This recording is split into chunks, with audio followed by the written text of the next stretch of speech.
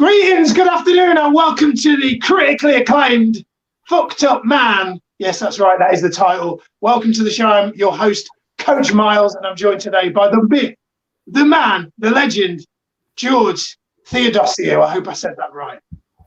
You did. Thank you very much, mate. Great to be here with you. How are you, man? Yeah, I'm doing great. I'm doing great. Very good. Yeah. Very good. I think very good, very good. I think it's really appropriate that we start by almost going straight into, George, I know won't mind me saying that just before we went live, he said he's been spending a lot of this year really prioritizing his mental health. And the whole point of this show, the whole point of the stupidly ridiculous, controversial title, and why this series of shows is called Pandemics of the Mind, is because I believe that there's a pandemic behind the pandemic. And that is one of real issues around the psychological challenges and the mental health challenges that come with working from home, furlough, unemployment, unable to even just go out for a cheeky Nando's, let alone a holiday. As silly as it sounds, I think we can all agree that there's a pandemic in the mind, and it's one that definitely needs to be talked about, especially in men. So that's why I brought George on to talk about his real experience of being a husband, being a father, being a man, being a business owner, and how he's keeping himself mentally in shape, mentally strong for himself, his family, his community, his clients, etc. So it's truly great to have you on, George. It really is an honor, my man. Thank you, mate. I really appreciate the opportunity, and I think now's probably a good time to say that A, I'm a fucked up man, and B, I've literally just had Nando's for lunch. Yes! What did you have? Boneless chicken thighs, peri-peri chips. What else did we have? Perinese dip, macho peas. Beautiful. I'm salivating. So, George, I'm just going to get straight into it. I've got some questions that I want to ask you. Selfishly, these are things that I'm interested in, wanting to know about you, because you're someone that I look up to and admire.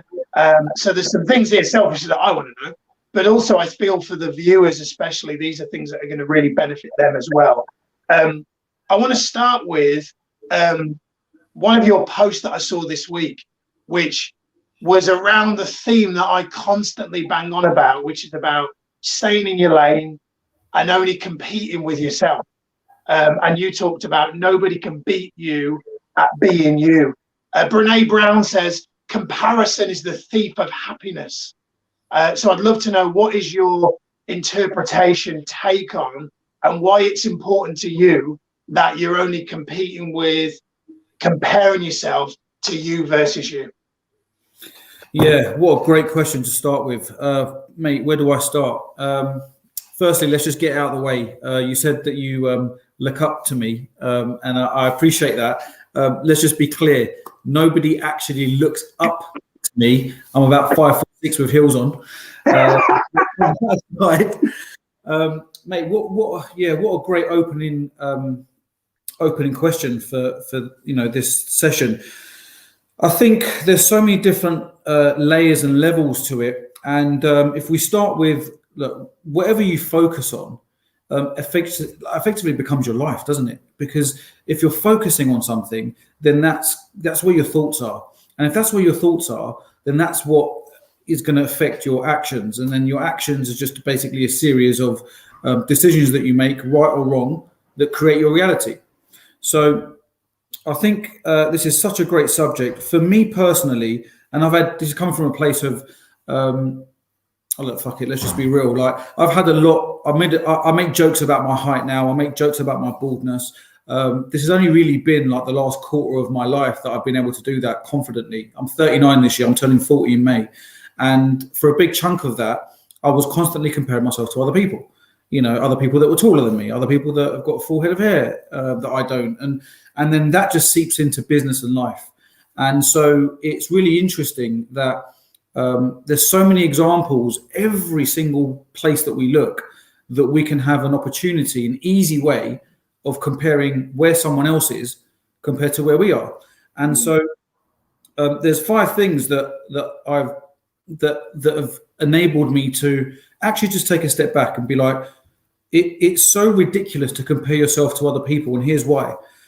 No other person on this planet, not a single person on this planet has had these same 5 things or has these same 5 things as you and me and anybody else watching this.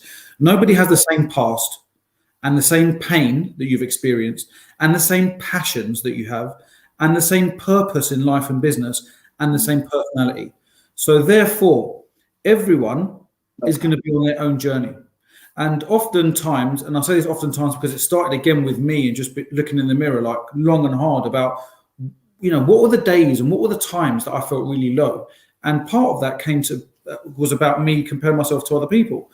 And when you just dig a little bit deeper, logically, from my own experience, I'm comparing my chapter 1 to someone else's chapter 12 because they're in a different place.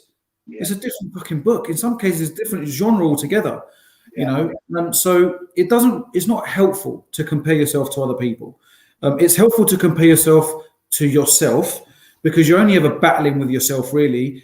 Everything that you have achieved, are striving for, is your own journey. So if I'm looking back and comparing myself to someone else, it's not productive in terms of what I should be doing is looking at how far I've come, and or what lessons can I learn from yesterday or last year or 5 years ago or even last month or last week, to really understand that actually I'm on my own journey. Yeah. And actually this came about last week as well. So I run masterminds for trades and construction business owners, and so we've got 2 levels. Phase 1 is for guys that are doing less than 100 grand a year. Phase 2 is over 100 grand and less than $1 million. And on day 2, when I had the guys that were doing between 100 grand a year and under $1 million, one of the guys was sitting there saying, I'm pissed off. I want to be further along than where I am now. I'm looking at all these fucking people going out and winning these jobs. I should be getting those jobs. And all right, it was great. We created a nice environment for him to share. I waited for him to finish, and I said to him, 24 hours ago, I literally had someone else in the other mastermind that specifically highlighted you and your business in terms of where they want to be. Yeah. So there are literally people that are looking at us thinking, I want to be where they are, whilst we potentially looking at other people saying, I want to be where they are, and not being grateful for what you have now. Yeah. There's so many different layers to it, but those 5 key things in terms of your past, your pain, your passion, your purpose and your personality, no one else is going to match that from you. No one else can be better at you than being you. So when you are looking at competition, they're on their own journey, and there's certain things that they're looking at you thinking, I wish I was like that, whilst you're at the same time looking at them thinking, I wish I had that or achieved that. Yeah, it's a great phrase. Yeah, I love it. It's a great phrase that just sprung in my mind there. Tony Robbins says, when you trade your expectation for appreciation, your whole life changes. I think a lot of people, I'm guilty of this, spend time focused on what we don't have rather than focused on what we do have. And something else I know you'll love as a basketball fan, Michael Jordan was in an interview I saw, wasn't in The Last Dance actually, but it was an interview talking about how everybody else in the league at the time was comparing themselves or competing with him. And he was just competing with the last game that he played. Specifically, he said in this particular interview, he said, I'm only interested. He said, let me give an example. He said, this last week, I just played the Detroit Pistons in Detroit. All I went into that game thinking was I need to get more points, assists, and rebounds than when I played away in Detroit last season. I'm like, that's amazing. That is the ultimate you versus you. You just got to beat yourself in the Detroit Pistons this time last year. George 2020, they just got to be beaten by George 2021, right? Absolutely. And there's 2 things that like I have to share because you've just like opened it up. Massive basketball fan, obviously because of my height, so goes hand in hand. But Muggsy Bogues, Alonzo Mourning, Muggsy Bogues, Alonzo Mourning, Tim Hardaway, all under 6 foot, brother. Amazing players. Exactly. And so the hairs on the back of my neck are standing up for 2 reasons. One is you mentioned Tony Robbins. Tony Robbins was the first person I heard saying, look, if you're in a place of gratitude, you can't be in a place of depression or sadness or wanting. It just can't happen. Yeah. The other thing that because you brought Michael Jordan into the play, there was something that he said. There's a lot of things that he said, but one thing in particular that for me, like I've used this like in every scenario that I go into, and even coming onto this, like honestly, and it was this. If you're taking notes, like write this down because it's fucking gold. He says before every game, you know, when everyone's doing their layup drills, you know, warming up, and they're taking their shots from the different parts of the court, you know, to try and get in rhythm. He says, if I'm taking shots and I'm not hitting any of them, I'm missing. None of them are going in. I think to myself, fucking great. I'm getting rid of all the shit shots. So when it comes to game time at tip off, I'm ready. Love that. And then if he's warming up and he's feeling hot and like every layup's going in, it's going straight into the net, and he's throwing shots from all his different spots, whether it's on the 3-point line or inside, and they're all going in. He's like, great, I'm ready. So either way, whether he's missing the shots or making the shots in the warm-up, he's ready. And I just thought, like, what an incredible mindset to be going into game time. Yeah. But game time for you and I is making that phone call. It's going to that meeting. It's jumping on one of these. It's getting on stage. Yeah. You know, however nervous, however shit, however much you feel like you've messed up your lines, or you know you don't feel 100% ready. That's part of the process. Yeah. You know, those little things like that have really helped me, and they're just like you just got to find your version of that makes sense for you. You know. Yeah, love that. Something else I saw in a post from you recently. I went through and there was some great. I could have got 40 questions out of the post I was reading today. I managed to get it down to 5 or 6. You talk about not sacrificing your health and family for business, and in fact, and it may be because we've heard it from similar voices, but I've heard Grant Cardone say, and I'm very much a coach around this philosophy that you got to win in every area. You know, I got a client who came to me last year who said, I feel overwhelmed. So why do you feel overwhelmed? He said, because until you, I had just a business coach. And now you've made me realize I need to be doing as well in my marriage, being a parent, my health. And now I'm overwhelmed. And I'm like, that's life, dickhead. You can't just win in one area. You got to win in all of them. So what does that mean to you about not sacrificing health and family for business? Yeah, great question. All right, so let's just get a bit of context. So anyone that starts their own business and is building their business knows how difficult it is. And let's be honest, not to you know, compartmentalize or categorize people. So, you know, that people that are in a career don't have like, you know, similar stresses. It's the same thing. It's just an equivalent. So anything that is worth having is going to take some sacrifice. It's going to take some hard work. It's going to take some consistency and discipline.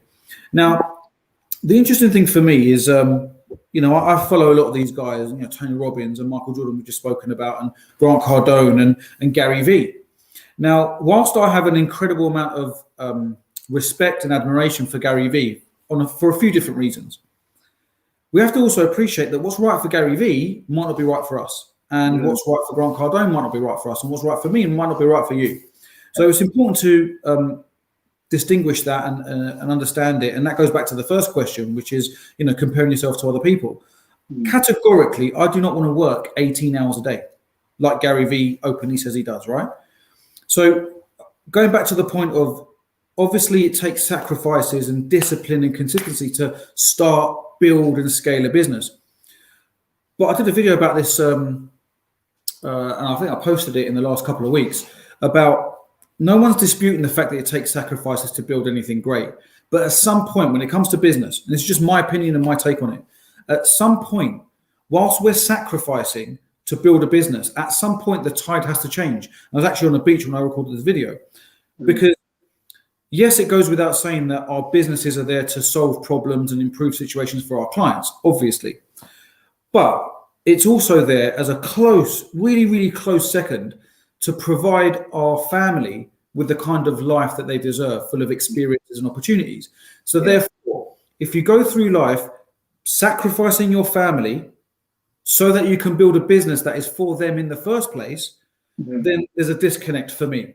So at some point there has to be a tide changing scenario or experience, or God forbid, but in many cases, something so horrific has to happen for us to wake up and realize, actually, this isn't how I should be running my business and living my life. So, for me, I also, like, we've got 2 daughters, 5 and 2, and I don't want them growing up thinking, I never want to start a business and be my own boss, because look at how our dad was in his example to us of that, i.e. wasn't ever around. When he wasn't present. He's always stressed and shouting at us.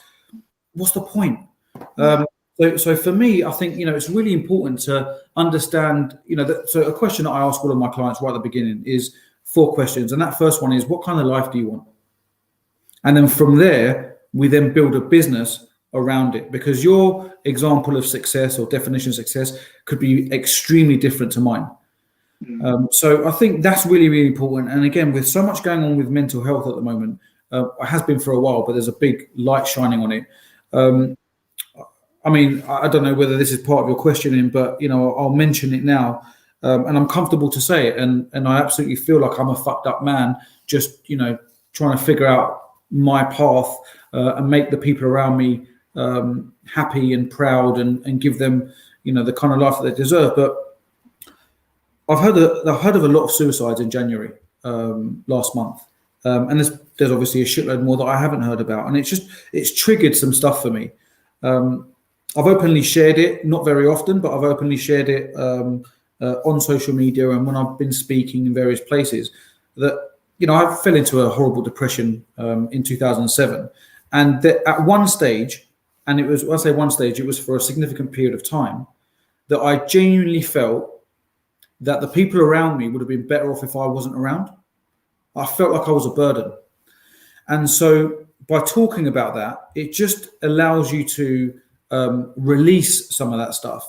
But contrarily, the flip side to that makes me feel like, because I've gone down that route in the past, that the door's always a little bit open for me to fall in again. And I was in a bit of a shitty headspace for a big chunk of January, literally last month. And hearing about a few of these like suicides, and I've experienced someone commit suicide because of money problems in their business, which is why I do this whole thing anyway. And it's just taking me down a different path. As we speak, I'm actually on a 2-week mental health first aid course, just so that I can understand it better.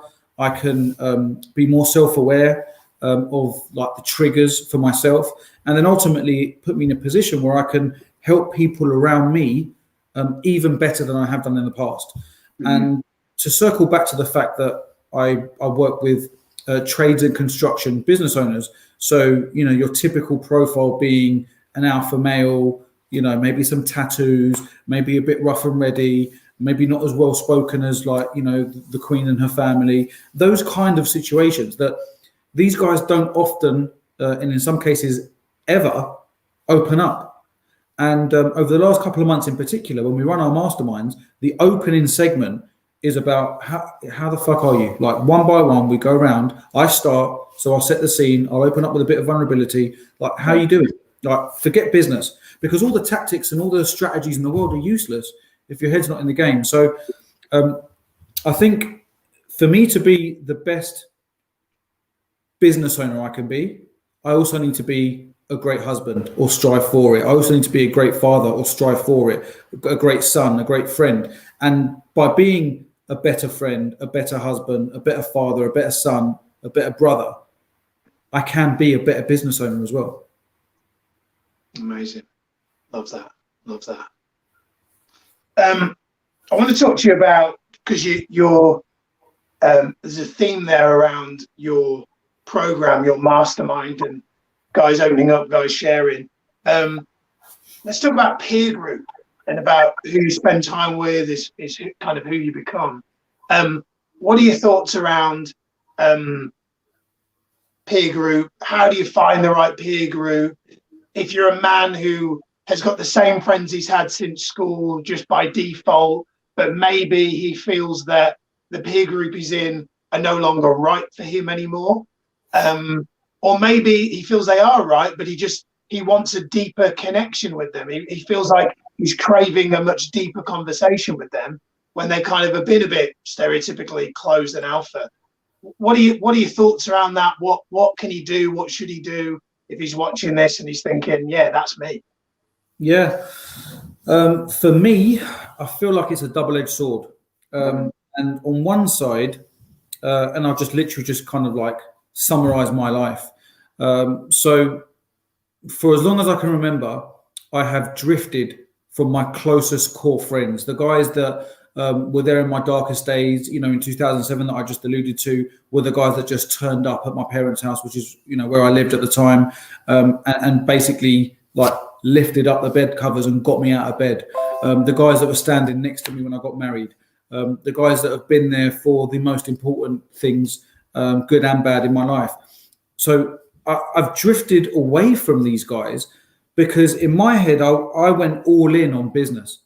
And what that meant was that I'd only be able to justify it in a stupid way, but I suppose it can be seen as logical, I guess, in some weird way. But in my head, I was only really, over the years, socializing with people that I was also doing business with, because I felt like if I'm spending time away from my family, then I can justify it because it's like business related, it's work related, right? So I basically convinced myself of that. And also because I was, from a very young age, I stopped reading like fictional books. I was all in on personal development kind of books and going to conferences and building my business. And therefore, like, that just became my life. And honestly, like, it wasn't until this time last year, about 11 months, when on the 20th of March last year, after Expert Empires online last year on the 20th of March, I got ill and I was in bed for 10 days. I didn't get tested, but according to NHS Direct, I had COVID. And I was absolutely battered for 10 days. It turned into sinusitis and vertigo, and like it destroyed me for 10 days. And I came out of that realizing how selfish I'd actually been about not being as close and as present and as connected to my friends, like, my core people, outside of my immediate family. And then just literally started a process of contacting them all one by one and just apologizing and just saying, look, guys, I'm really, really sorry. I haven't been around. I haven't checked in. I haven't actively come to see you or like keep up to date with what's going on with you in your life. And we're talking like years of just kind of like being in the background and whatever. So I apologize to them. And, we're rebuilding a friendship. So that's like one side of it, that I've gone all in on the business side. But then, it's a double-edged sword, because the reality is I just mentioned a few minutes ago that for me to be the best business owner I can be, I also need to have good friends that I don't talk business with. Yeah. And that's the thing, because we drifted, because in my head, I was like, our interests are different. They're working in a job. They're career focused. I've got like business building problems. I want to be around a peer group that understands me, that pushes me, that that has experienced like what I've experienced or is going through it right now, and there's more synergy and connection. And therefore, slowly, like a fool, I kind of like dismissed my best friends, but then realized that actually it doesn't have to be one or the other. No. So whilst it's a double-edged sword, going back to the actual question, I think it's imperative that you have a peer group that does understand you, that is going to push you, that has got the kind of ideas and creativity and is of the mindset of like, before we jumped on this, or like, we were updating each other on what's going on in each other's lives and business, and you shared what, the next steps of your journey. And I'm like, I'm all in, because like, I understand the struggle. And also it made me think, as I was saying it, do I have that same approach with my best friends? Like if they were, for example, saying I'm going for a new job, and I'm going to apply for this job, I'm going for this job interview, would my reaction be, I'm all in, like, what can I do? Let's practice an interview. Let me throw like the harshest questions at you so that you're better prepared, your teeth are sharper when you go into that interview. And the answer is no. That's not how I behave with them. And I should be.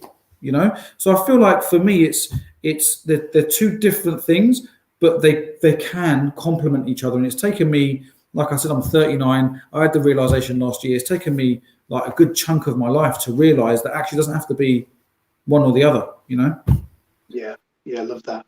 Yeah, no, I agree with that. I've got NBA friends, I've got WWE friends, and I love that I can get on the phone with Luke and talk about wrestling, and that's what we talk about. Get on the phone with Gareth, talk about basketball. I think it's really healthy. One of the things I just want to add in, something that I've got an agreement with my friends. We have this thing called want to talk, need to talk. And what that effectively means is if a text comes in saying, do you want to catch up? Just want to see how you're doing? Do you want to talk about this week's football, whatever? That's very much a want to talk, which is just a catch up and we'll do it when we can. If a friend texts me, like a friend Martin texts me out of the blue, who won't mind me mentioning, who's in a period of being really low, he's feeling depressed, and he texts me these words, need to talk, for me, that's like an SOS warning symbol. And what we have an agreement, me and my friends, that the next available opportunity, like as in if I'm on a coaching call, it'll be like as soon as it finishes, we'll be on the phone and we'll have a conversation. And I feel that it's so important, especially men, that if you're in a peer group that maybe you're the one going, shit, I feel like I'm a black sheep in the peer group now, I'm different, then maybe you need to be the one to be the leader and create the bridge of vulnerability and go, hey guys, just so you know, I know our friendship is based on banter, for example, but if you ever need to talk, the way that George, you framed it, start of a mastermind, right guys, how are we doing on an emotional level? Create maybe that bridge, come up with your own kind of SOS words is a really good way to break down the alpha barrier, I think. Yeah, absolutely. And the more I focus on this, the more I speak about it. The fact that I'm on this course, there's a guy on the course that's like this big guy, skinhead, tattoos everywhere, and like we're having real. I've just literally met him last weekend, be it online, and we're having real, open, vulnerable conversations. That it will take years to develop. In a friendship. Ironically, when there is no lockdown and pandemic, and you can freely go out and meet people and build relationships quicker. So, there's a lot of this going around, and for me, I just find that if you can just connect with someone on a person-to-person level first, whether you do business together or not, it will come next anyway, will come later, but it makes everything else better anyway. If you connect with someone, it makes business better and easier and longer lasting, in my opinion. Yeah, I agree. George, it's been an absolute pleasure having you on.